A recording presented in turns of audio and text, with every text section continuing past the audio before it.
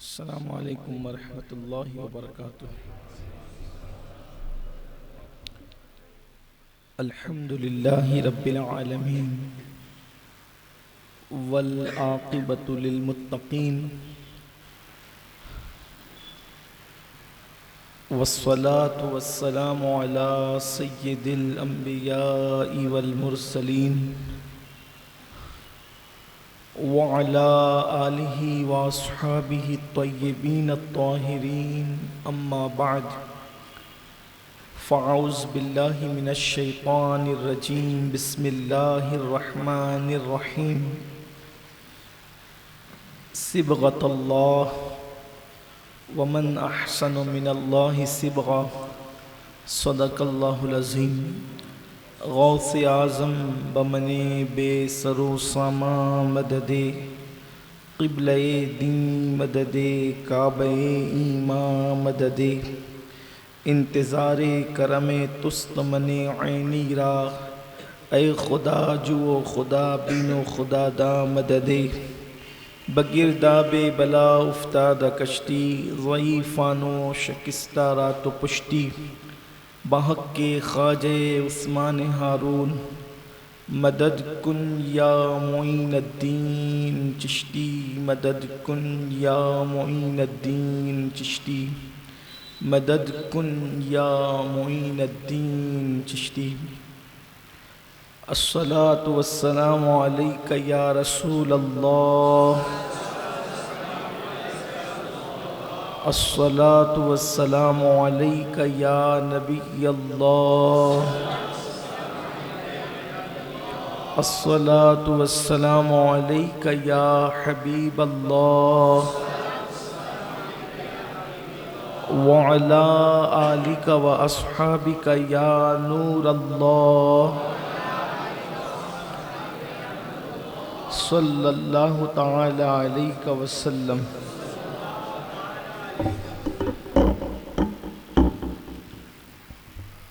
آج ماہ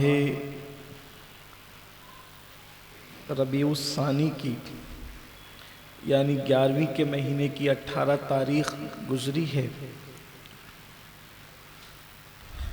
اور یہ دن جو گزرا ہے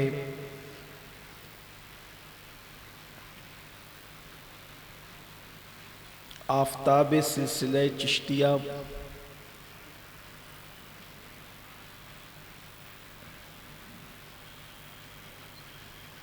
نظام ملت والدین شیخ المشائخ سلطان المشائخ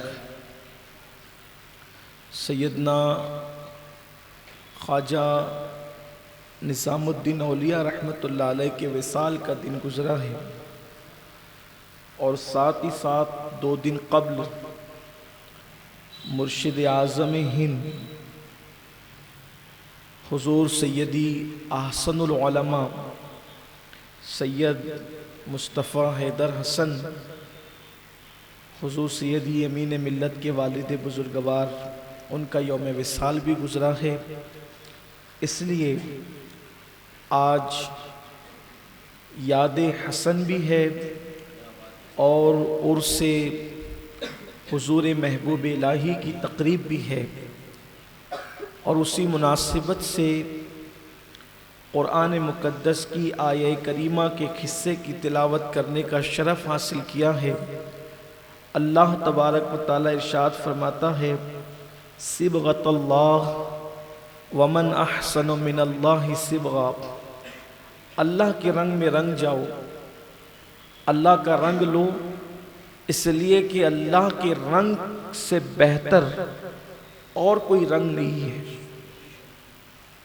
مفسرین اس آیہ کریمہ کی تفسیر میں لکھتے ہیں کہ اللہ کے رنگ سے مراد اللہ تبارک و تعالیٰ کی محبت کا رنگ ہے، کہ اللہ کی محبت کے رنگ میں رنگ جاؤ، اور کائنات ولایت کے اندر جن کو اللہ تبارک و تعالیٰ نے محبوبیت کا مقام عطا فرمایا ہے، ان میں سے 2 ہستیاں بہت مشہور ہوئی ہے جن کو اللہ نے مقام محبوبیت عطا کیا۔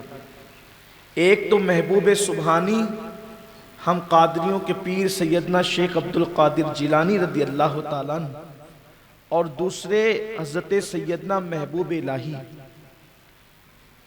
حضرت نظام ملت والدین خواجہ نظام الدین اولیاء رحمۃ اللہ علیہ۔ دونوں بزرگوں کے اندر زندگیوں میں بڑی مشابہت بھی ہے۔ ایک تو یہ کہ دونوں کا یوم وصال ایک ہی مہینے میں ہے، اور پھر اس کے بعد حضرت محبوب الہی رحمۃ اللہ تعالی علیہ نے اپنی زندگی کے اندر جو تجدیدی کارنامہ انجام دیا اور جو دین کو نئی زندگی عطا کی، حیات نو عطا کی، وہ حضور غوث پاک رضی اللہ تعالیٰ کی زندگی میں ہم جو دیکھتے ہیں اس کا آئینہ ہمیں یہاں نظر آتا ہے۔ جو تصرفات، جو کرامات جو ہم حضور غوث پاک کی زندگی میں پڑھتے ہیں، اس کا عکس جمیل حضرت محبوب الہی کی زندگی میں نظر آتا ہے۔ حضرت سیدنا محبوب الہی، ایک تو یہ کہ ولیوں کی کائنات کے اندر، کائنات ولایت کے اندر جیسے مقام قطبیت ہے، مقام غوثیت ہے، تو یہ مقام قطبیت ہے، مقام غوثیت ہے، اس کے اوپر ایک مقام ہے جو مقام محبوبیت ہے، اور یہ مقام محبوبیت بہت تھوڑے لوگوں کو نصیب ہوا ہے، بہت کم لوگوں کو نصیب ہوا ہے، اس لیے کہ اکثر لوگوں کی زندگی نے وہاں پہنچنے میں وفا نہیں کی، وہاں پہنچنے سے پہلے ہی وہ دنیا سے رخصت ہو گئے۔ لیکن یہ حضرات جو چند خوش نصیب ہے، کائنات ولایت میں تو سبھی خوش نصیب ہے، لیکن زیادہ خوش نصیب یہ ہستیاں ہیں جن کی زندگی نے ان کے ساتھ وفا کی، اور اللہ تبارک و تعالیٰ نے ان کو مقام محبوبیت عطا فرمایا، جیسے کہ حضور غوثیت مآب رضی اللہ تعالیٰ 90 یا 91 سال کی عمر پائی، اور اسی طرح حضرت محبوب الہی نے بھی جو ہے وہ 97 یا 94 یا 96 سال کی عمر پائی، چونکہ تاریخ ولادت میں کافی اختلاف ہے اس کے اعتبار سے، مگر ان کی عمر بھی 90 سے اوپر ہے حضرت محبوب الہی کی۔ حضرت محبوب الہی سرکار نظام الدین اولیاء رحمت اللہ تعالی علیہ نجیب الطرفین حسینی سادات میں سے ہیں، یعنی ان کی ماں بھی حسینی سیدہ ہے اور ان کے والد بھی حسینی سید ہیں، یعنی ماں اور باپ دونوں حسینی ہیں، اور خاص بات ان کے سلسلے اور شجرہ نسب کی یہ ہے کہ کسی خوش نصیب کے شجرہ نسب میں 2 امام ہوتے ہیں اہل بیت کے شجرہ نسب کے اندر، کسی کے شجرے میں 3 ائمہ اہل بیت ہوتے ہیں، کسی کے شجرہ نسب میں 4 ائمہ اہل بیت ہوتے ہیں، لیکن حضرت محبوب الہی کا شجرہ نسب ایسا اعلیٰ شجرہ نسب ہے کہ 11 ائمہ اہل بیت حضرت امام نظام الدین اولیاء کے شجرہ نسب کے اندر موجود، یعنی کہ جیسے بعض لوگ حسینی سادات ہوئے تو امام حسین رضی اللہ تعالیٰ عنہ کے بعد پھر ان کا سلسلہ نسب جو ہے پھر حضرت امام زین العابدین کے بعد کسی اور طرف چلا جاتا ہے، یعنی ائمہ اہل بیت جو یہ 11 امام ہیں ان کے نام نہیں آتے، پھر کہ کوئی امام باقر کی اولاد میں سے تو پھر کوئی اور شاخ نکل جاتی ہے، کوئی امام جعفر صادق کی اولاد میں سے تو پھر کوئی الگ شاخ نکل جاتی ہے، لیکن حضرت محبوب الہی کا شجرہ نسب جو ہے امام علی، امام حسین، امام زین العابدین، امام محمد باقر، امام جعفر صادق، امام موسیٰ کاظم، امام علی رضا، امام تقی، امام نقی، امام حسن عسکری، یعنی یہ سارے ائمہ اہل بیت حضرت محبوب الہی کے شجرہ نسب میں شامل ہیں۔ یہ بخاری سادات میں سے ہے، حضرت نظام الدین اولیاء رحمت اللہ تعالی علیہ، اور جب آپ کے دادا اور آپ کے نانا جو ہے وہ بخارا سے ہجرت کر کے لاہور تشریف لائے، اور لاہور کے بعد پھر یہ حضرات بدایوں شریف جسے مدینۃ الاولیاء کہتے ہیں، ہندوستان میں اتر پردیش میں ایک بہت مبارک شہر ہے جس کو بدایوں کہتے ہیں، اور وہ مدینۃ الاولیاء کہلاتا ہے، اولیاء کا شہر کہلاتا ہے، اولیاء کی بستی، وہاں پر لاہور سے پھر یہ حضرات تشریف لائے، اور آپ کے والد بزرگوار حضرت محبوب الہی کے والد بزرگوار سید احمد الحسینی رضی اللہ تعالیٰ عنہ کو بدایوں کا قاضی مقرر کر دیا گیا، اور آپ کے نانا نے اپنی بیٹی رابعہ عصر، ولیہ عصر، بلکہ عظیم ولیہ حضرت سیدہ زلیخا آپ کی والدہ کا نام زلیخا رضی اللہ تعالیٰ عنہ، ان کا نکاح آپ کے والد بزرگوار کے ساتھ کر دیا۔ جب ایسا صدف اور ایسی سیپ نصیب ہو تو اس کے بعد پھر اندر کا موتی بڑا قیمتی ہوتا ہے۔ حضرت محبوب الہی کی والدہ سیدہ زلیخا خاتون رضی اللہ تعالیٰ عنہ بڑی عظیم خاتون تھی، ولیہ تھی۔ حضرت محبوب الہی فرماتے ہیں کہ میرے بچپنے میں میری تربیت میری ماں نے بڑی عظیم شان سے کی، بلکہ جب آپ کے والد بزرگوار کا انتقال ہو گیا، وصال ہو گیا، آج بھی بدایوں شریف میں آپ کے والد بزرگوار کا مزار مبارک موجود ہے، تو فرماتے ہیں کہ میرے والد کا جب وصال ہو گیا تو پھر کچھ اچھے حالات گھر کے نہیں رہ گئے۔ ماں نے چرخہ کاٹ کر میری پرورش کی، کئی کئی دن تک فاقے سے رہتے ہم لوگ، ماں اور بیٹے کئی کئی دن تک فاقے سے رہتے، لیکن جس دن فاقہ ہوتا اس دن ماں کبھی یہ نہیں کہتی کہ بیٹا ہم فاقہ کریں گے، بلکہ جس دن فاقہ ہوتا اس دن ماں کہتی بیٹا آج ہم اللہ کے مہمان ہیں۔ جب ماں کہتی کہ آج ہم اللہ کے مہمان ہیں، میں سمجھ جاتا کہ اب کھانا نہیں ملے گا، اور کئی دن تک کے جب فاقہ نہیں ہوتا تو پھر وہ جو جملے کی لذت تھی، ماں کے جملے کی لذت کہ آج ہم اللہ کے مہمان ہیں، جب کئی دن تک کے کھانا ملتا رہتا تو میں ماں سے سوال کرتا امی ہم اللہ کے مہمان کب بنیں گے، امی ہم اللہ کے مہمان کب بنیں گے۔ ایک ماں کا انداز تربیت دیکھیں، اور بلکہ اللہ اکبر، یہ بات میں نے کبھی عرض کی تھی لیکن آج بالخصوص خواتین سن رہی ہے تو میں ان سے بھی عرض کرنا چاہتا ہوں کہ حضرت محبوب الہی فرماتے ہیں کہ جب قدوری مکمل ہوئی اور بدایوں شہر کے لیول پر جب میری تعلیم کی تکمیل ہوئی تو اس وقت میرے استاد نے فرمایا کہ بیٹے علماء کے اور موجودہ دور کے قانون کے مطابق ہم تمہاری دستار بندی کریں گے، تمہاری دستار ہوگی، تو تم اپنی امی سے کہنا کہ اتنے پیسوں کا انتظام کریں کہ دستار بندی کی جائے۔ تو میں نے پوچھا کہ دستار میں کیا ہوتا ہے، تو کہا کہ امامہ باندھا جاتا ہے، امامے کا انتظام کریں، اور جو علماء اور مشائخ امامہ باندھنے کے لیے آتے ہیں ان کے لیے دعوت کا اہتمام کیا جاتا ہے۔ تو جس وقت حضرت محبوب الہی گھر گئے اور ماں سے کہا امی میری دستار ہے، اور استاد نے کہا کہ علماء اور مشائخ کے لیے دعوت کا انتظام کرنا ہے اور دستار بندی کے لیے یعنی امامے کے کپڑے کا انتظام کرنا ہے، تو ماں نے کہا بیٹا کچھ دن کی مہلت اپنے استاد سے لے لو، اس لیے کہ ہمارے پاس اتنی رقم نہیں اور اتنی طاقت نہیں ہے کہ ہم دستار بازار سے خرید کر کے لائیں، اس لیے تمہاری دستار میں خود جو ہے وہ تیار کروں گی۔ حضرت محبوب الہی فرماتے ہیں دن کو میری ماں چرکا کاٹتی تھی اور رات کو میری امی میرے لیے دستار تیار کرتی تھی۔ اس طرح میری دستار بندی ہوئی اور چرکا کاٹ کے کچھ پیسے تیار، کچھ پیسے جمع ہوئے اور مزید پیسوں کی ضرورت تھی، تو میرے استاد نے اس میں پیسے بڑھا کر کے اپنی طرف سے ملا کر کے جو ہے وہ انتظام کیا، اور جب دستار مجھے باندھی گئی تو میں نے اپنے اساتذہ کے قدموں میں سر رکھ دیا۔ جب میں نے سر رکھ دیا تو وہاں پر بہت سے اولیاء تھے، انہوں نے فرمایا کہ جھکنے والے کو خدا بلند کرتا ہے، ہم دیکھ رہے ہیں کہ آج کا یہ جھکنے والا بچہ کل کا سلطان المشائخ ہوگا۔ پھر حضرت محبوب الہی رحمت اللہ علیہ دلی تشریف لائے، اور دلی آنے کے بعد 20 سال کی عمر میں صرف آپ دلی تشریف لائے، اور دلی جب 20 سال کی عمر میں تشریف لائے وہ فرماتے ہیں کہ میری پڑھائی اب مکمل ہو رہی تھی، یعنی کہ اعلیٰ تعلیم جو ہے وہ میری مکمل ہو رہی تھی۔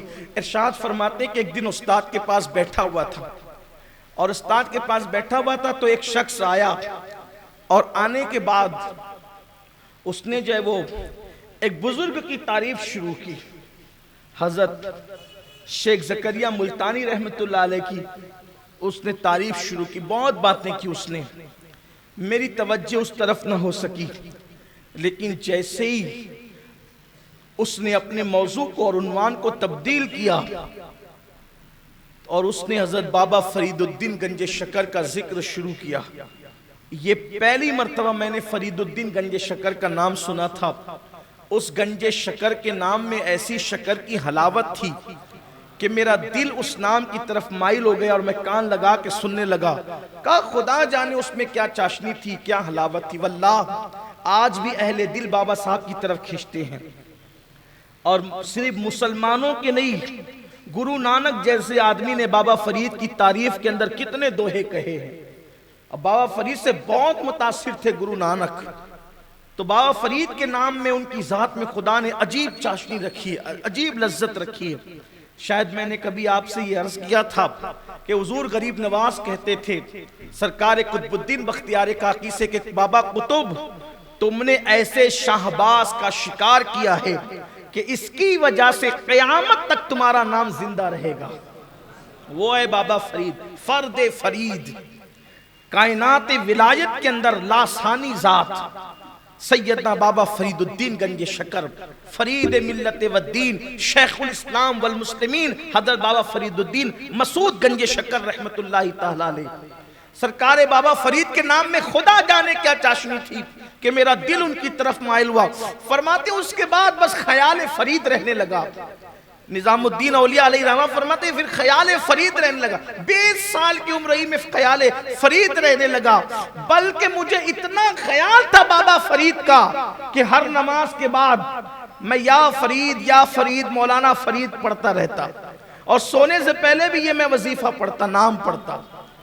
خدا جانے حضرت محبوب الہی پر لوگ کیا فتویٰ چسپا کریں گے، اس لیے کہ ہم یا فرید حق فرید کہتے ہیں تو لوگ کہتے ہیں کہ یہ تو شرک ہے، اور جن لوگوں نے کائنات کو شرک سے نکالا ہے ان لوگوں نے بھی یا فرید کے نعرے لگائے ہیں۔ بہرحال اس طبقے کی طرف تو توجہ ہونی بھی نہیں چاہیے، اس لیے کہ جب یاروں کا ذکر ہو تو پھر اغیار کا تذکرہ کیسا؟ جب یار آ جائے تو پھر محفل میں اغیار کی ضرورت نہیں رہتی۔ تو بہرحال بابا فرید کا ذکر وہ فرماتے، نماز کے بعد پڑھتے، پتہ چلا کہ پیر کے نام میں کیا برکت ہے، اور بابا فرید جیسا پیر۔ فرماتے پھر مجھ سے برداشت نہیں ہوا، اور میں جو ہے اپنی تکمیل علم کے بعد، تعلیم مکمل کرنے کے بعد، پھر میں نے بابا فرید کی طرف اجودن کا سفر کیا، اجودن کی سرزمین کی طرف میں نے سفر کیا بابا فرید سے ملنے کے لیے۔ فرماتے ہیں کہ جیسی میں گیا تو صورت دیکھ کر کے میں اور شیدا ہو گیا، اور بہت محبت پھر پیر کی دل میں بیٹھ گئی، اور پھر میں نے بیعت کا شرف حاصل کیا۔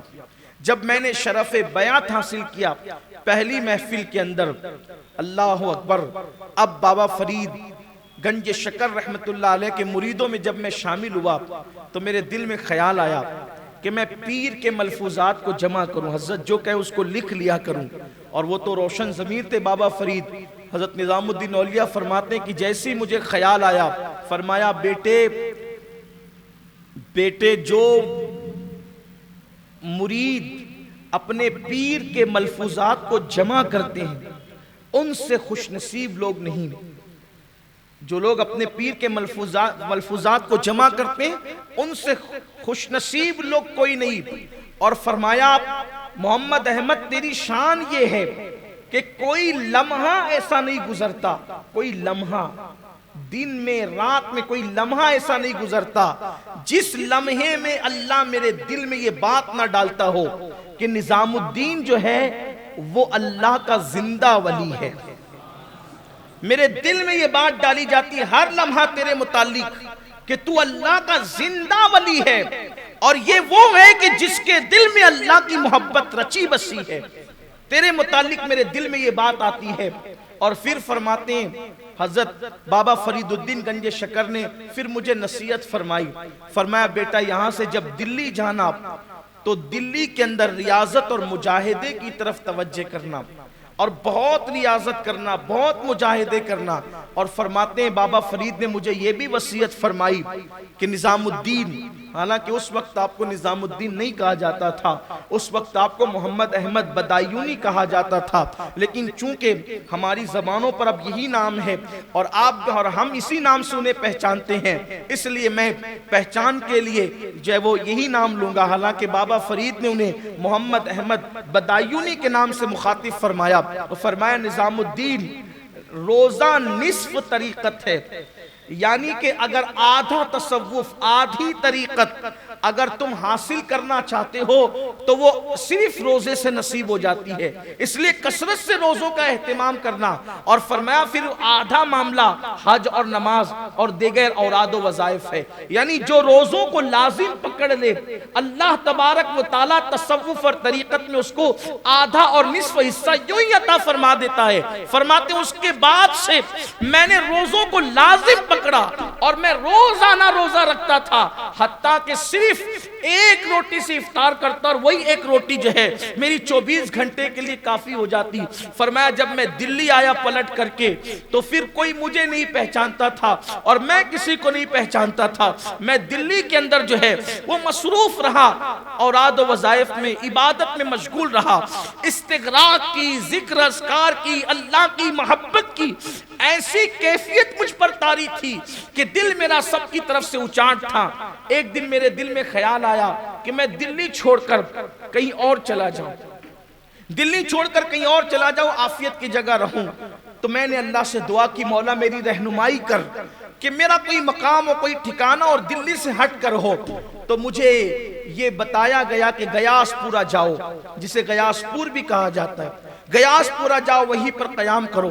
فرماتے اس سے پہلے میں نے گیاس پور کبھی نہیں سنا تھا، گیاس پورا کا نام کبھی نہیں سنا تھا۔ اور فرماتے ہیں ایک دن میں اپنے دوست سے ملنے گیا، اس کے گھر پہ پہنچا تو میں نے اس سے پوچھا فلاں کہاں ہے؟ تو کہا کہ وہ گیاس پور گئے ہوئے ہیں۔ تو میں نے اس شخص کے دوسرے دوست کو کہا کہ یہ گیاس پور کدھر ہے مجھے بتاؤ، اور جب میں وہاں گیا تو پھر میں وہیں رہنے لگا۔ آج کل جہاں حضرت محبوب الہی کا مزار ہے، پہلے اس کا نام گیاس پور تھا، گیاس پورا تھا، بعد میں اب یہ بھی دلی میں شامل ہو گیا۔ بلکہ نظام الدین وہاں کیا گئے، ان کے قدم کی برکت سے وہ جو کنارے کا حصہ تھا آج وہ دلی کا قلب بن گیا، دلی کا دل بن گیا ہے، جس علاقے میں محبوب الہی آرام فرما رہے۔ اسی کو کہتے ہیں ولی کی کرامت کہ اگر وہ جنگل میں جاتا ہے تو جنگل کو منگل کر دیتا ہے۔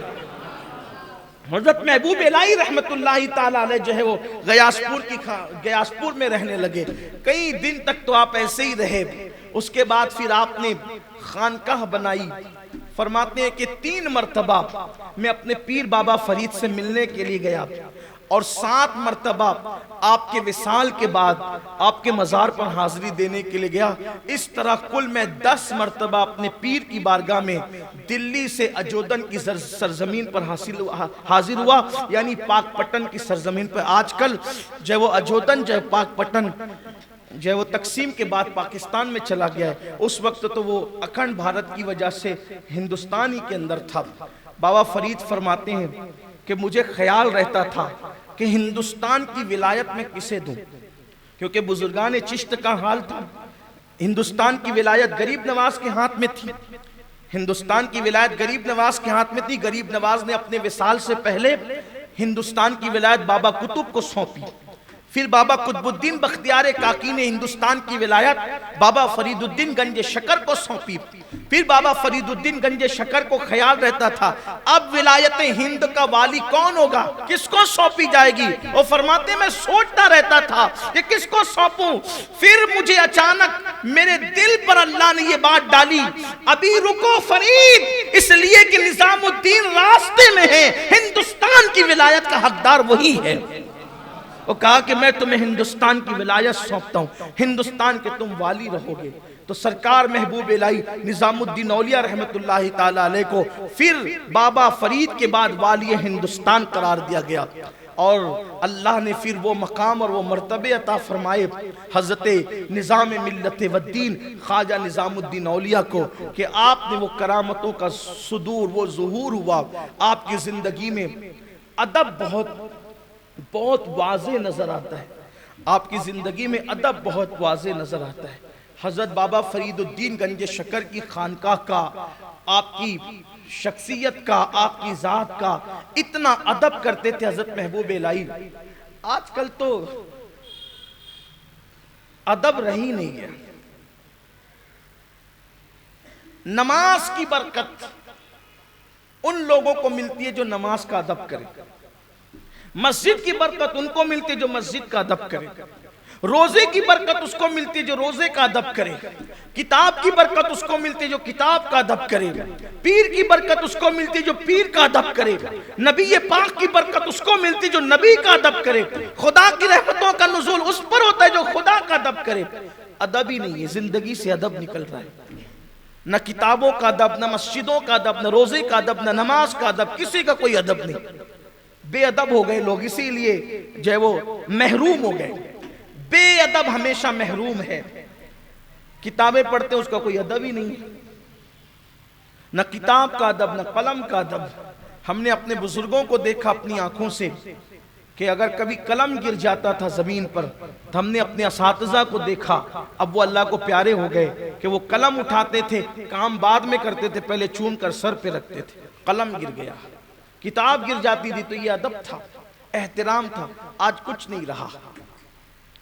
حضور علیہ السلام کا ادب پاک یہ تھا، جب حضور کا نامی اسم گرامی محمد آتا تھا تو لوگ اپنے سروں کو جھکا کر کے اپنی انگوٹھوں کو چوم لیتے۔ آج یہ مذاق بن گیا ہے، بے ادب پیدا ہو گئے، مذاق بن گیا۔ بے ادبی بے ادب ہے، جو اپنے ماں باپ کا ادب نہ جانے وہ رسول پاک کا ادب کیا جائے، یہ حال ہو گیا۔ کون کیا ادب تھے حضرت محبوب الہی نظام الدین اولیاء، جب بھی اپنے دادا پیر حضرت بابا قطب الدین بختیار کاکی کے روزے پہ حاضر ہوتے تھے، کبھی جرت نہیں کی مزار تک جانے کی، کبھی جرت نہیں کی مزار تک جانے کی، دروازے پر کھڑے رہ کر وہیں سے فاتحہ پڑھتے تھے۔ کہا میں اس قابل کہاں کہ وہاں تک جاؤں، اتنی دور سے فاتحہ پڑھتے تھے۔ آج وہ پتھر حضرت بابا قطب الدین بختیار کاکی کے جب مزار میں داخل ہونے لگو تو بائیں ہاتھ کی طرف ایک دیوار کے اندر چسپا موجود ہے، اس پتھر کو آج بھی لوگ چومتے ہیں جہاں وہ کھڑے رہ کر کے فاتحہ پڑھتے تھے۔ حضرت محبوب الہی اتنی دور، ایک دن اچانک خیال آیا کہ ہفتے میں 2 مرتبہ آ کر میں دادا پیر کے یہاں فاتحہ پڑھتا ہوں اتنی دور سے، پتہ نہیں ان کو خبر بھی ہوتی ہے کہ نہیں ہوتی، پتہ نہیں ان کو خبر بھی ہوتی ہے کہ نہیں ہوتی ہے۔ اللہ اکبر، بس اتنا سوچنا تھا کہ فوراً ندائی، نظام الدین تم کہتے ہو کہ تمہیں خبر بھی ہوتی کہ نہیں ہوتی ہے، تم گیاسپور سے نکلتے نہیں ہو، اس وقت سے ہم تمہاری نگہبانی کرتے ہیں، تم ہماری نگاہ میں ہوتے ہو۔ ایک مرتبہ حضرت بابا فرید الدین گنج شکر رحمت اللہ تعالی علیہ کے بھائی حضرت شیخ نجیب الدین المتوکل، ان کے پوتے شیخ بہرام رحمت اللہ علیہ فرماتے ہیں کہ بابا قطب کے مزار پر فاتحہ پڑھتے پڑھتے حضرت نظام الدین اولیاء پر استغراق کی، تحجر کی، وجد کی کیفیت طاری ہو گئی۔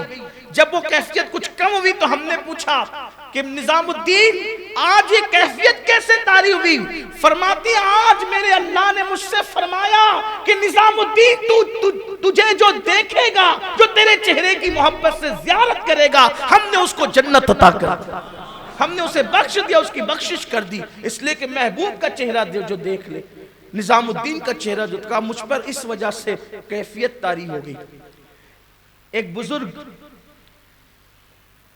بہت دور سے حضرت محبوب الہی سے ملنے کے لیے آئے، راستے میں ایک بزرگ سے ملاقات ہوئی، کہا کہاں جا رہے ہو؟ تو کہا کہ نظام الدین اولیاء سے ملنے جا رہا ہوں۔ کہا ان کو میرا سلام کہنا، وہ تو ایسے ولی ہیں کہ ہر شب جمعہ میں کعبے کے اندر ان کی اور میری ملاقات ہوتی۔ حضرت محبوب الہی رحمت اللہ تعالی یہ شان کے بزرگ تھے۔ لیکن ادب کی جو میں بات کر رہا تھا کہ یہ ایک مرتبہ اپنے دوستوں کے ساتھ بیٹھے ہوئے تھے حضرت محبوب الہی، یہی آپ سے کہتا ہوں، گفتگو کے اندر پوری گفتگو میں کچھ یاد رہے یا نہ رہے، یہ بات ضرور یاد رکھنا، اپنی زندگی میں ادب پیدا کرو، ہر ایک کا ادب، بلکہ چھوٹوں کا بھی ادب کرو۔ ہم چھوٹوں پہ شفقت کی بات کرتے ہیں، لیکن شفقت کے ساتھ میں تو کہتا ہوں کہ چھوٹوں کا بھی ادب کرو، بڑوں کا بھی ادب کرو، کتابوں کا بھی ادب کرو، قلم کا بھی ادب کرو، پڑوسی کا بھی ادب کرو، ماں باپ کا بھی ادب کرو۔ چھوٹوں کا ادب اس لیے کرو کہ یہ مجھ سے بہتر ہے کہ اس نے مجھ سے زیادہ گناہ نہیں کی، کیونکہ میں پہلے پیدا ہو گیا ہوں اس لیے میں نے گناہ اس سے زیادہ کی، یہ میرے بعد پیدا ہوا ہے اس لیے اس نے مجھ سے کم گناہ کی، اس لیے یہ زیادہ ادب کے قابل ہے۔ اور بڑے کا ادب اس لیے کرو کہ مجھ سے پہلے پیدا ہوا ہے تو اس کی نیکیاں زیادہ ہیں، یہ نیکیوں مجھ سے زیادہ اس لیے قابل ادب ہے۔ ادب اگر زندگی میں آ گیا، اب تو نہ روزے کا ادب نہ نماز کا۔ نماز تو پہلی بات پڑھتے نہیں الا ماشاءاللہ، اب پڑھتے ہیں تو ادھر دیکھا ادھر دیکھا، ادھر کھجایا ادھر کھجایا، یہ نماز ہو گئی ہے الا ماشاءاللہ الیاذ باللہ۔ اور کہاں وہ نماز تھی کہ گھر جل جاتے تھے، صاحب خانہ کو پتہ ہی نہیں چلتا تھا کہ میرا گھر جل رہا ہے۔ چلیں اگر وہ کیفیت ہماری اور آپ کی پیدا نہیں ہو سکتی، کم سے کم اتنا تو کریں کہ صحیح کھڑے رہے، دیکھنے والے کو لگے کہ نماز پڑھ رہا ہے، دیکھنے والے کو احساس تو ہو کہ وہ نماز پڑھ رہا ہے۔ ہماری کیفیت یہ بھی نہیں ہوتی، بلکہ لوگ تو نماز پڑھنا سیکھتے بھی نہیں۔ کوئی کسی کا پیر اٹھا ہوا ہے، کسی کی انگلیاں اٹھی ہوئی ہے، نماز کے اندر کتنی انگلیاں لگنی چاہیے، ایک پوزیشن کیا ہونی چاہیے، نگاہ کیا ہونی چاہیے، کچھ پتہ نہیں، اٹھے چھوٹے آئے نماز کے لیے کھڑے ہو گئے۔ ہر چیز سیکھ کر کریں گے، نماز بغیر سیکھے پڑھیں گے۔ کچھ لوگوں کا حال تو یہ ہے کہ وہی کالے پیلے کپڑے پہن کر کے آ کے سیدھے کھڑے ہو جاتے، پسینے کی بدبو آ رہی ہے، منہ میں بدبو آ رہی ہے، آ کے کھڑے ہو گئے۔ جبکہ قرآن کہتا ہے کہ مسجد جاؤ تو زینت لو، زینت کے ساتھ جاؤ، اس لیے کہ ولیمے میں جانے والوں، شادیوں میں جانے والوں، میٹنگوں میں جانے والوں گھنٹوں گھنٹوں میک اپ کرتے ہو اپنے جیسے انسانوں کے بلاوے پر جانے کے لیے، جب اللہ کی بارگاہ میں آتے ہو تو اٹھے چھوٹے کیسے چلے آتے ہو؟ زینت کے ساتھ آیا کرو، اس لیے کہ اللہ کے در سے بڑا نہ کسی کا در ہے، نہ اس کے گھر سے بڑا کسی کا گھر ہے، نہ اس کی بارگاہ سے بڑی کسی کی بارگاہ ہے۔ اور جتنی بڑی بارگاہ میں آ رہے ہو ذرا اس انداز سے آؤ، اس شان سے آؤ۔ زینت کرنے کو کس نے منع کیا؟ زینت کے ساتھ آؤ مسجدوں کے اندر، مسواک کر لیا کرو، کم سے کم اتنا تو کیا کرو، وضو تازہ کر لیا کرو، اتنا تو کیا کرو۔ حضرت محبوب الہی نظام الدین اولیاء دوستوں کے ساتھ بیٹھے ہوئے، ادب کی بات چل رہی ہے، اچانک ایک کتا گزرا۔ کتا اگرچہ اہل خیرت کے سر کے اوپر سے جانے کی بات ہے، اور میں تو یہی کہتا ہوں کہ جب اہل عشق کی بات ہو تو اہل خیرت کو محفل سے چلے جانا چاہیے، اس لیے کہ یہ باتیں تو ان کے لیے ہے بھی نہیں، اور نہ وہ تو یوں کہیں گے کہ یہ کہاں کی بات ہوئی۔ جو نجس ہے کتا بھی قابل احترام ہوتا ہے۔ آج کل اس لیے کہ گھروں میں بیٹھ کر کے کچھ لوگ چھوٹی چھوٹی کلمیں مناتے ہیں نا، علماء اہل سنت کے خلاف، کہا دیکھو یہ سنی عالم اپنے آپ کو کتا کہہ رہے ہیں، غوث پاک کا کتا، اور کتا تو نجس ہوتا ہے، کتا تو ایسا ہوتا ہے، کتا تو ویسا۔ انہیں پتہ ہی نہیں بیچاروں کو کہ بات کرنے کا، کلام کرنے کا سلیقہ کیا ہوتا ہے۔ چلیں اس نے سنی عالم نے اپنے آپ کو کتا کہہ دیا تو آپ کو بخار آ گیا، آپ تو کہتے ہو کہ ہمارا مناظر شیر ہے، شیر، تو پھر ہم بھی کہیں کہ آپ نے درندہ کہہ دیا اپنے مناظر کو، وہ درندہ ہے۔ ایسی بات نہیں ہوتی۔ جب کسی کو شیر کہا جاتا ہے تو اس سے درندہ چیر پھاڑ کرنے والا نہیں ہوتا۔ شیر کہاں مطلب اس کی بہادری کی طرف اشارہ ہے، چاند کہاں مطلب اس کے حسن کی طرف اشارہ ہے، پھول کا مطلب اس کی نزاکت کی طرف، اس کی نکھرت کی طرف اشارہ ہے۔ ایسے ہی کتے میں ایک صفت ہے جس کو صفت وفا کہتے ہیں۔ تو جب بھی کوئی اپنے آپ کو کسی کا کتا کہتا ہے تو اس سے مراد نجس اور گندگی نہیں بتائی جاتی، بلکہ اس سے مراد صفت وفا بتائی جاتی ہے کہ ہم آپ کی اس طریقے کے وفادار ہیں۔ جیسے شیر کہہ کے بہادری، ورنہ لوگ دیکھو اشرف المخلوقات ہیں، پھر اس کے بعد اپنے آپ کو جو کتا کہہ دیا، تو اشرف المخلوقات ہے تو کیا شیر بھی اشرف المخلوقات ہے؟ وہ بھی تو اشرف المخلوقات میں شامل نہیں ہے نا۔ اشرف المخلوقات کو اگر کتا کہنا اس کی توہین ہے تو شیر کہنا بھی تو توہین ہے، پھر چاند کہنا بھی توہین ہے، چاند کون سا اشرف المخلوقات ہے؟ پھر پھول کہنا بھی توہین ہے، پھول کون سا اشرف المخلوقات ہے؟ لیکن یہ ساری بات نہیں ہوتی، اس لیے کہ جن لوگوں کا تعلق فصیح عرب سے نہیں ہوتا پھر ان کو فصاحت کا شعور بھی نہیں آتا، بیچارے گھر میں بیٹھ کر کے رٹی رٹائی گفتگو کرتے، یہ بات کرنے کا لہجہ ہوتا ہے۔ آپ دیکھیں عرب کی شاعری میں بھی کبھی تلوار کا ذکر ہے، کبھی چاند کا ذکر ہے، کبھی پھولوں کا ذکر ہے، تو یہ بات ہوتی ہے۔ تو حضرت محبوب الہی دوستوں کے ساتھ بیٹھے ہوئے ہیں اور کتا گزرا، اٹھ کر کھڑے ہو گئے، ادب کے ساتھ اٹھ کر کھڑے ہو گئے، اور کھڑے ہوئے کتا چلا گیا، پھر بیٹھ گئے۔ لوگوں نے پوچھا کہ آپ اٹھ کر کھڑے ہوئے، کون؟ بادشاہ جس کو ملنے کی تمنا کرے، ملنا چاہتا ہوں، اور فرماتے ہیں کہ آنے کی ضرورت نہیں، میں تو آپ کے پیٹھ پیچھے ہی دعا کرتا ہوں۔ بادشاہ معتقد تھا آپ کا، کیونکہ آپ کے دور میں 7 بادشاہ گزرے. اللہ نے اتنی لمبی عمر عطا فرمائی، 20 سال کی عمر میں دلی آئے اور 90 کے بعد وصال ہوا، یعنی 90 سال کے بعد 70 سال دلی میں گزرے آپ کے. ان دنوں میں 7 بادشاہ گزرے، کچھ نیک بھی تھے، کچھ معتقد بھی تھے، کچھ مخالف بھی تھے، سب کو جھیلا. تو معتقد تھا بادشاہ، اور کہا کہ ایک بار ملنے آنا چاہتا ہوں.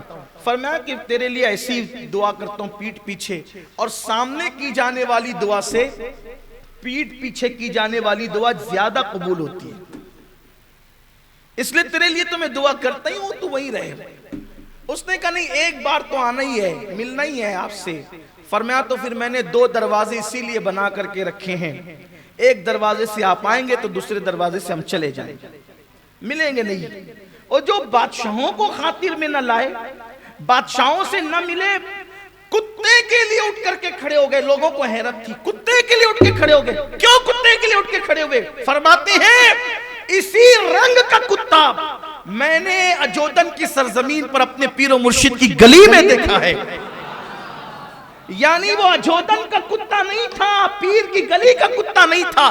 پیر کی گلی سے کتے کو نسبت، کتے کے رنگ سے اس دلی کے کتے کو نسبت ہو گئی. صرف رنگ کا کتا ہے. پیر کی گلی میں جو کتا رہتا ہے اسی رنگ کا کتا محبوب الہی نے دیکھ لیا، تو پیر کی گلی کے کتے کے رنگ سے اس کا رنگ ملتا تھا، اس لیے تعظیم کے لیے اٹھ کر کے کھڑے ہو گئے.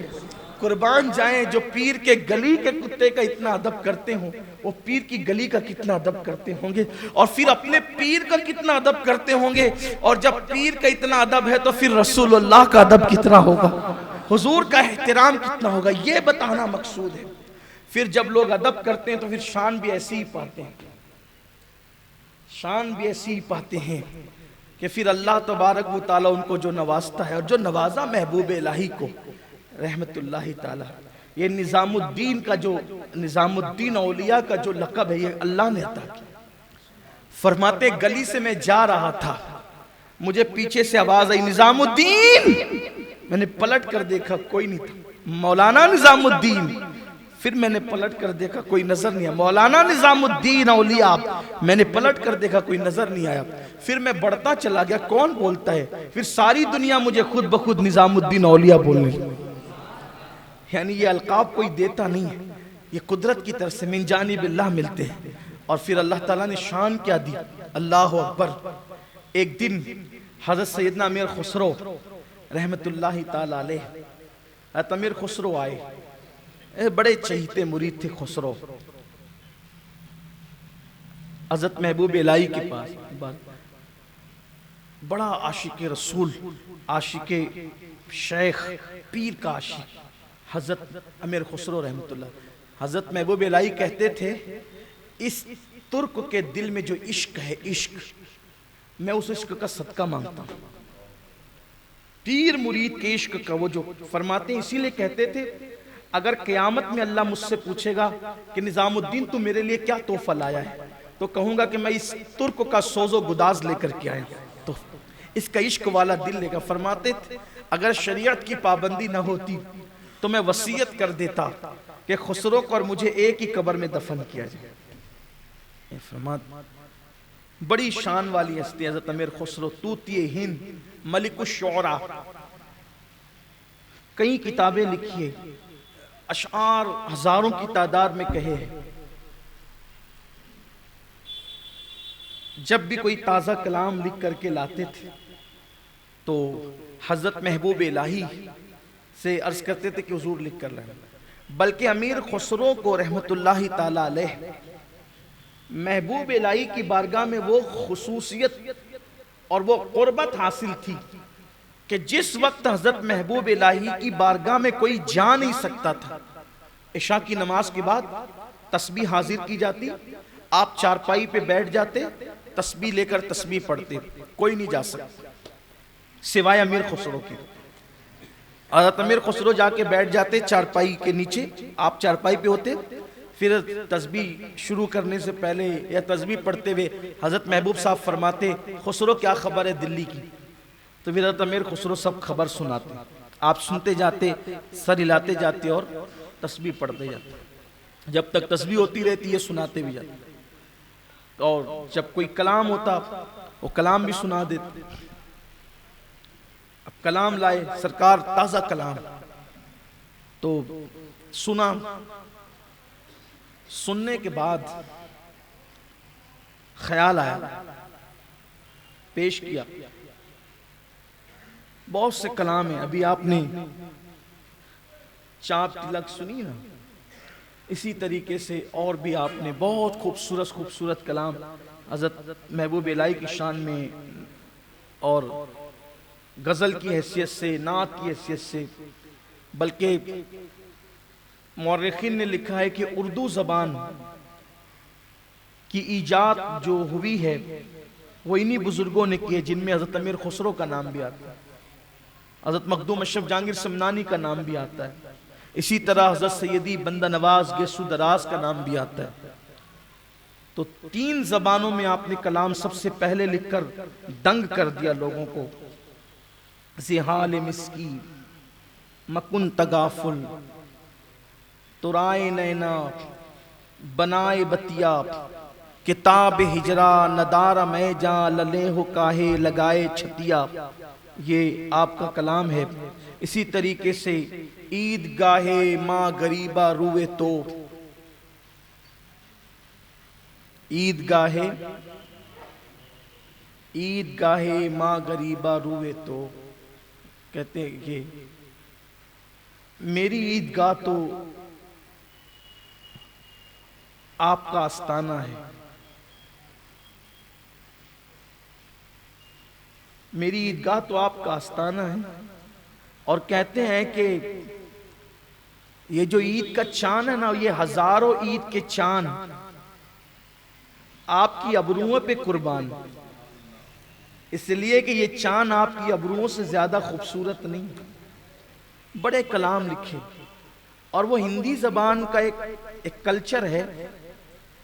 یہ میں تھوڑا اس کو واضح کر دوں، ابھی انہوں نے قاری صاحب نے پڑھا کہ ہری ہری چڑیاں گوری گوری بیاں پکڑ ہر نیلی رے مجھ سے نینا ملا کے۔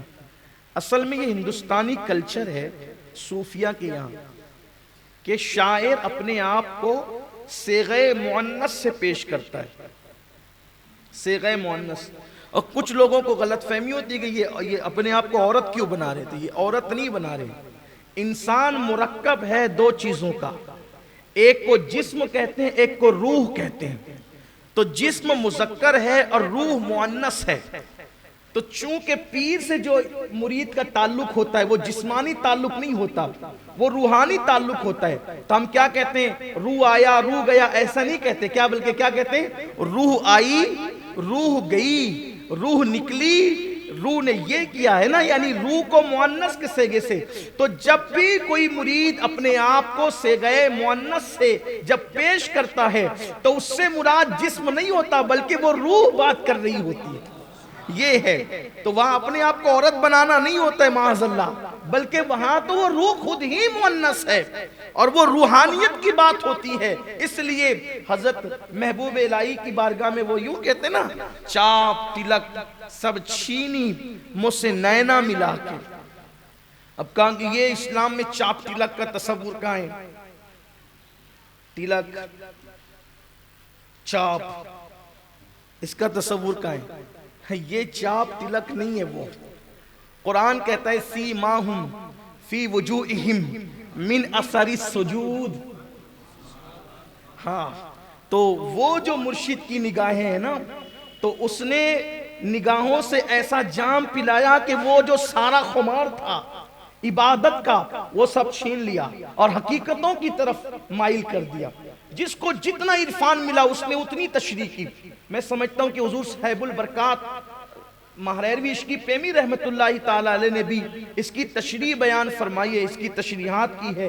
آپ ان کی کتاب کی طرف توجہ کر سکتے ہیں، جیسا کہ سب سنابل شریف کی شروعات کے اندر مقدمے میں اس کا تذکرہ موجود ہے، جہاں تک مجھے یاد آتا ہے۔ تو لوگ اصل میں جو چیز سمجھ نہیں پاتے اس لیے وہ اس کا انکار کر دیتے ہیں۔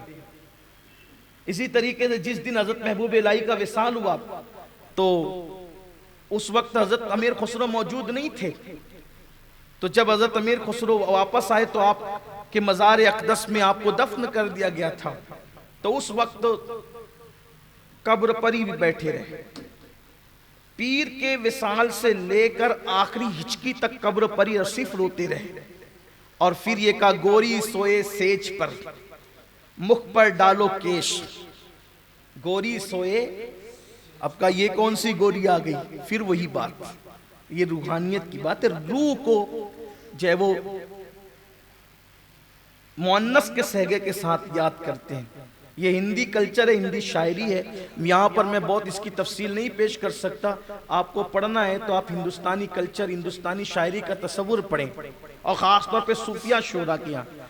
گوری سوئے سیج پر مخ پر ڈالو کیش، چل خسرو گھر آپ نے شام بھئی سو دیس، اور آپ پہ اتنا غم طاری ہوا کہ پھر چند مہینے کے اندر اندر جو ہے وہ آپ نے بھی جو ہے وہ وصال کا جام پیا، اور حضرت محبوب الہی فرماتے تھے کہ جب کوئی میرے مزار پر آئے تو پہلے میرے خسرو کے یہاں، اور آج تک کہ یہی معمول ہے کہ ہر حاضری دینے والا حضرت پہلے امیر خسرو کے یہاں جاتا ہے پھر آتا ہے۔ تو بات دور نکل گئی، میں عرض یہ کر رہا تھا کہ محبوب الہی کی شان کیا ہے۔ تو حضرت امیر خسرو شعر لکھ کر کے لاتے، سناتے، حضرت محبوب صاحب سنتے، اور سننے کے بعد جو ہے پھر کہتے خسرو بہت اچھا لکھا تم نے، اور لکھتے بھی تھے نا واقعی اچھا۔ آج تک صوفیہ کی محفل سما کے اندر خسرو کا کلام جو ہے وہ ایک عجیب جان پیدا کرتے ہے نا، اور بزرگان چشت کے یہاں سما کی وہ اہمیت ہے، چشت اہل بہشت کے یہاں، کہ ایک دن حضرت محبوب الہی کہنے لگے کہ میرے پیر نے مجھ سے کہا بابا فرید مانگو کیا مانگتے ہو؟ حضرت نظام الدین اولیاء کہتے ہیں میں نے اپنے پیر سے جب سنا کہ پیر کہتے ہیں مانگو کیا مانگتے ہو، تو میں نے پیر سے دنیا بھی مانگی اور آخرت بھی مانگی، دین دنیا سب مانگ لی، لیکن آج پچھتاتا ہوں ایک چیز نہیں مانگ سکا۔ کہا کیا؟ کہا کہ اگر سما میں موت مانگ لیتا تو کتنا اچھا ہوتا، یعنی کہ وہ دنیا سے سما کی حالت میں جانا چاہتے تھے، جیسے ان کے دادا پیر تشریف لے گئے سما کی حالت میں۔ بابا قطب الدین بختیار کاکی رحمت اللہ علیہ جب مولانا احمد جام کا شعر قوال پڑھتے تھے، کچھ تگانے کھنجر تسلیم را ہر زماں از غیب جانے دیگر است، اسی حالت میں آپ دنیا سے تشریف لے۔ تو چشت اہل بیشت کیا، اور انہوں نے سما میں موت مانگی، بلکہ حضرت مخدوم اشرف جہانگیر سمنانی رحمت اللہ علیہ وصال کا وقت آیا تو آپ نے کہا کہ سما شروع کرو، اور ان کا وصال بھی حالت سما میں، حضرت مخدوم صاحب کا وصال۔ کتنے بزرگان دین ہے جو سما میں دنیا سے گئے، لیکن ہاں صرف ایک جملہ کہہ کے آگے بڑھنا چاہتا ہوں، سما وہی سما ہو جو بزرگوں نے کی ہے، اپنی مرضی کا نہ ہو، بس اس کا خیال رہے۔ محبوب الہی نے جس شان سے کی، بابا قطب نے جس شان سے کی، بابا فرید نے جس شان سے کی، خواجہ بندہ نواز کے سدراز نے جس شان سے کی، وہی شان سے ہو۔ بلکہ میرے عزیزوں، محبوب الہی کے خانقاہ کی سما کا حال تو یہ ہے کہ میر عبد الواحد بلگرامی رحمت اللہ تعالی علیہ صاحب سب سنابل لکھتے ہیں، جس کا مفہوم یہ ہے کہ ایک شخص نے کسی سے کہا کہ مجھے جناب خضر کی زیارت کرنی ہے، حضرت خضر کی زیارت کرنی ہے، میں خضر کی زیارت کرنا چاہتا ہوں۔ تو بزرگوں نے فرمایا کہ جب نظام الدین اولیاء کی خانقاہ میں سما ہوا کرے تو جاؤ وہاں پر جو شخص دروازے پر لوگوں کی نالین کی حفاظت کر رہا ہوگا اس کی زیارت کر لو، وہی خضر ہوگا۔ یہ محبوب الہی ہے، حضرت محبوب الہی رحمت اللہ تعالی علیہ کی شان یہ، اور ان کے یہاں کی خانقاہ کی محفل سما کی شان یہ ہے۔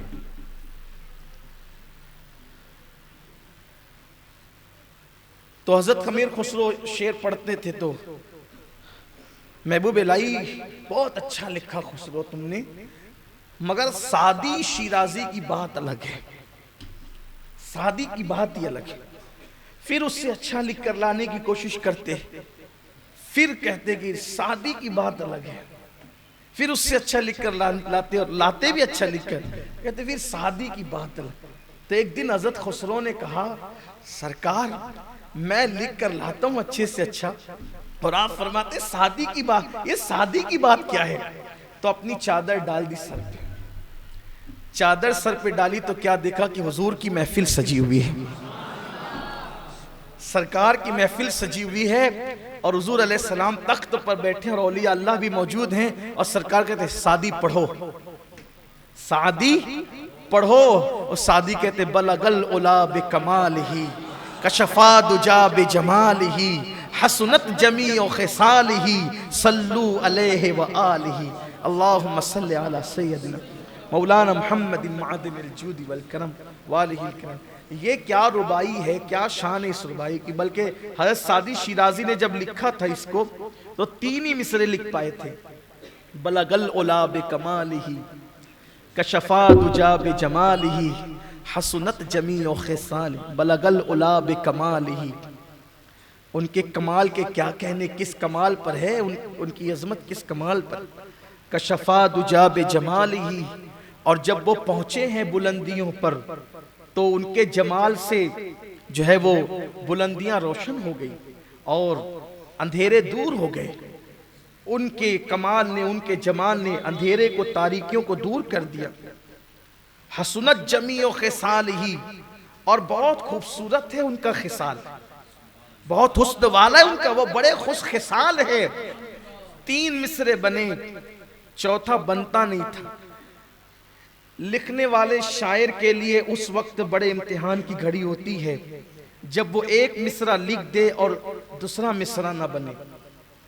یہ بڑی کھاتے کھاتے آدمی گم ہو جاتا ہے کہ کیا لکھوں، نیند اڑ جاتی، کروٹ بدلتا ہے، جب آمد شروع ہوتی تو کروٹ، نیند نہیں آتی۔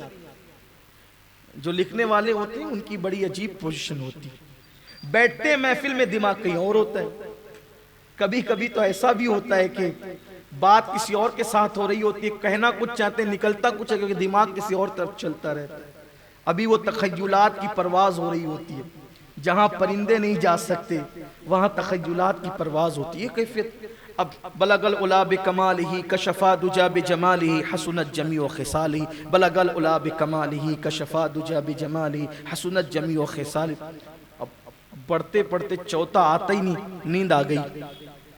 سرکار نے پوچھا سعدی کیا بات ہے؟ کہا سرکار 3 مصرے بنے ہیں، ربائی کے چوتھا بنتا نہیں، کہا 3 کیا ہے؟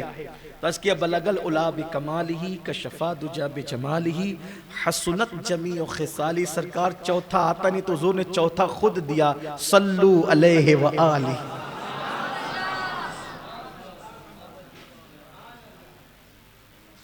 بلغ العلا بکمالہ کشفا دجا بجمالہ، بلغ العلا بکمالہ کشفا دجا بجمالہ حسنت جمیع خصالہ، صلو علیہ وآلہ، بلغ العلا بکمالہ کشفا دجا بجمالہ حسنت جمیع خصالہ، صلو علیہ وآلہ، صلو علیہ وآلہ، صلو علیہ وآلہ، صلو علیہ وآلہ، صلو علیہ وآلہ۔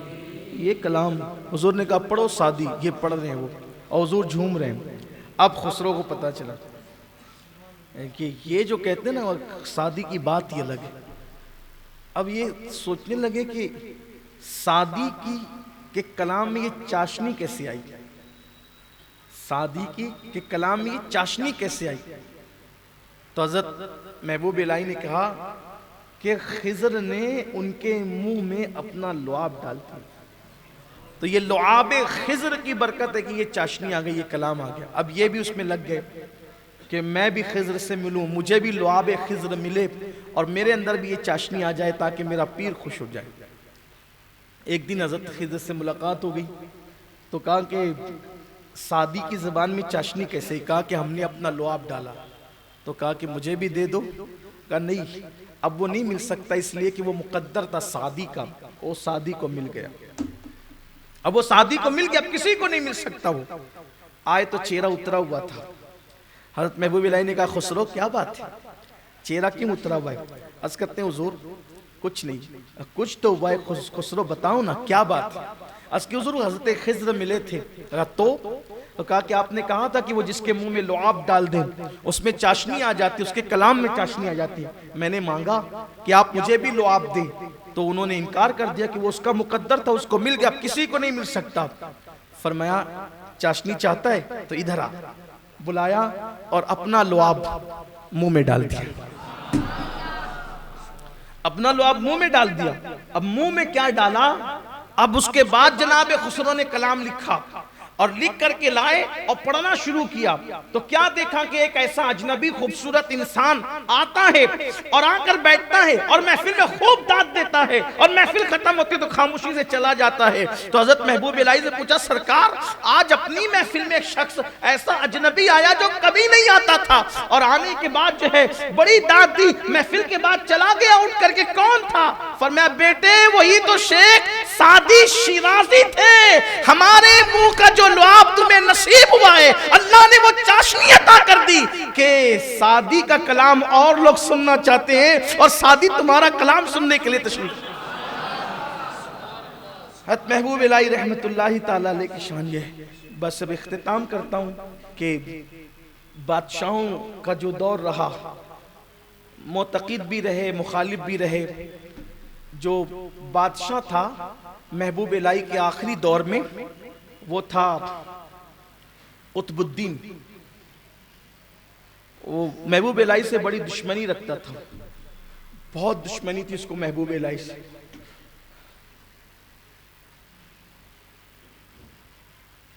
تو محبوب الہی کے خلاف کچھ نہ کچھ وہ کرتے ہی رہتا تھا۔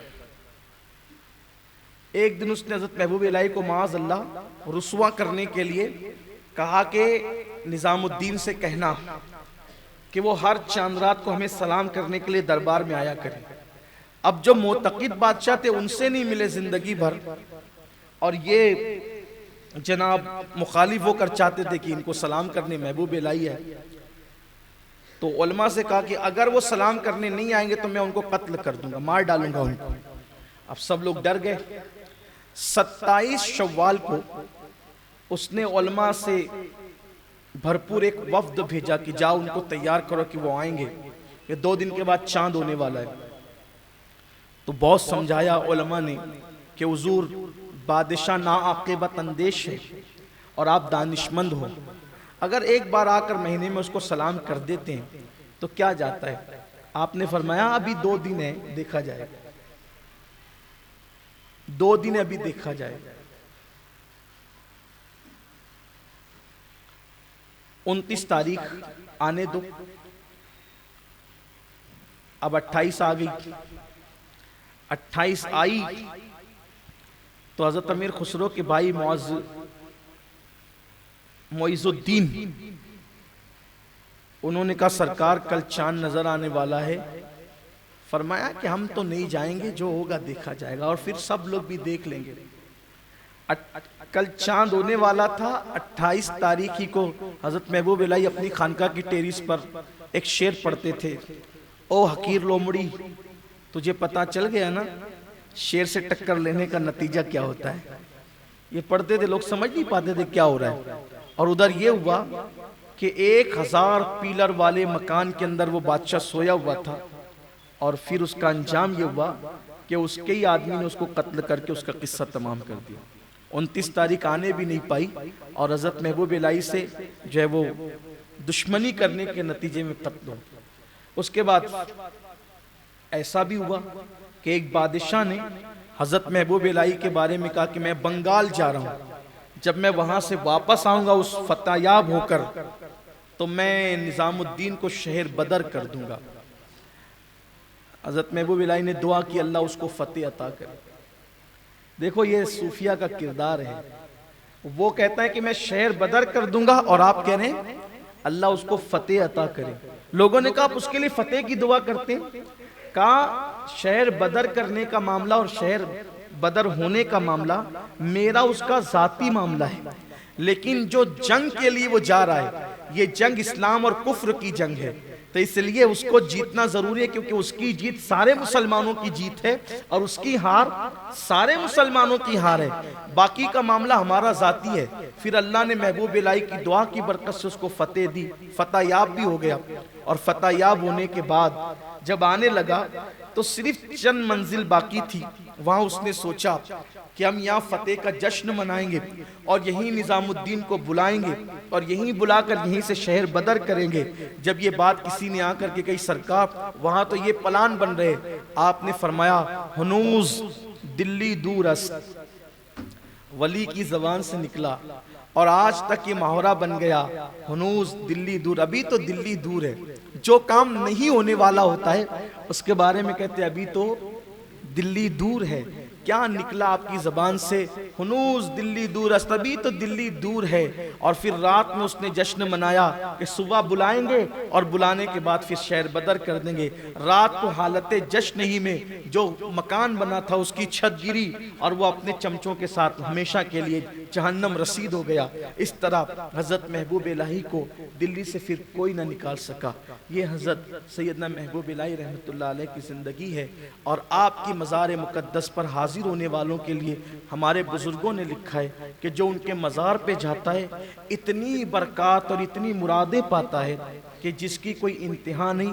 آنکھ والے جنہیں اللہ نے آنکھ عطا کی ہے ان کو پتہ ہے کہ وہاں جانے پر اللہ تعالیٰ کیسے کیسے انعامات اور اکرام کی بارش فرماتا ہے۔ اس لیے کبھی دلی جانا ہو حضور سیدی محبوب الہی کے آستانے پر ضرور جائیں۔ اللہ تعالیٰ ہم سب کو ان بزرگوں کے فیوز و برکات سے مالا مال فرمائے۔